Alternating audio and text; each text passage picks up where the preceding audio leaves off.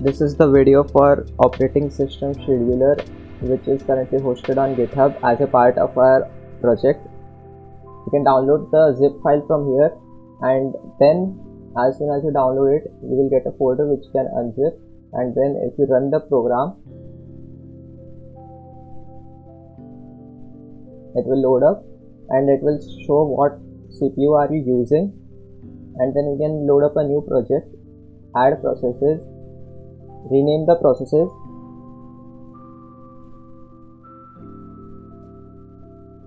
then expand it and remove a process if you want, or we can just randomize the values. There you go. You can even randomize it again if you want to change the values, and then you can run it with time or pre-compute everything. Now if you run it with we have different algorithms here. You can even set it to preemptive or non-preemptive. Let's say we are running shortest job first with preemptive version. So let's run it at 1x speed and let's reduce the arrival time first. Let's set to 5 and 9. Otherwise it will take up a lot of time just to load it. And as soon as we run it, it will start to load up. And as you can see, 4 seconds and it has started to load up. So process 3 was arrived first, and then it is just loading up everything, and it is generating a table as it is running.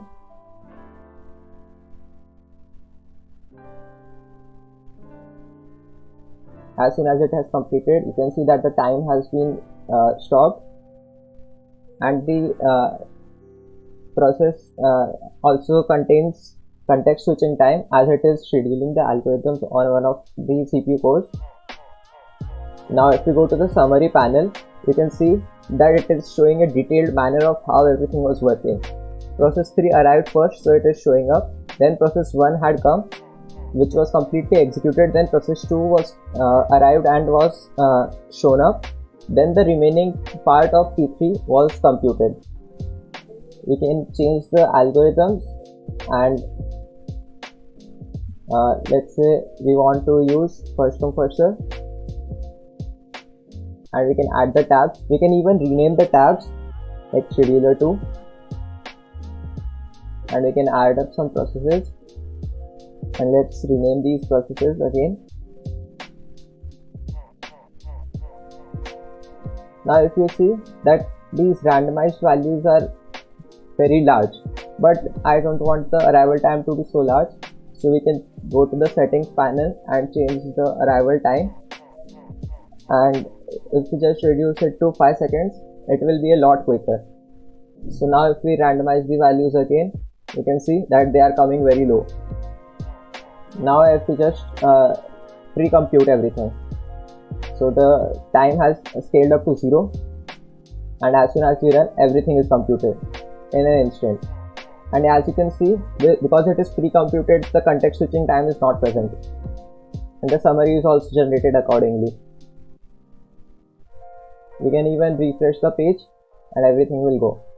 Now even if we are running it with time, let's say there is another scheduler, I just randomize the values and rename the processes. We can even change the speed at which it is running, but let's keep it to 1 for now. And then if you want, we can run it and pause it while it is running. Then even we can step into the next section, so it will try to avoid the context switching time right there. So second process came at 7 seconds because first process completed at 7. So now we can again step into, and it will go to the next time where a process is coming, and so on. So it has completed. Now you can even see the summary. So this is the functionality of this complete project, and we can even change it from here. So if we now go into how it was built,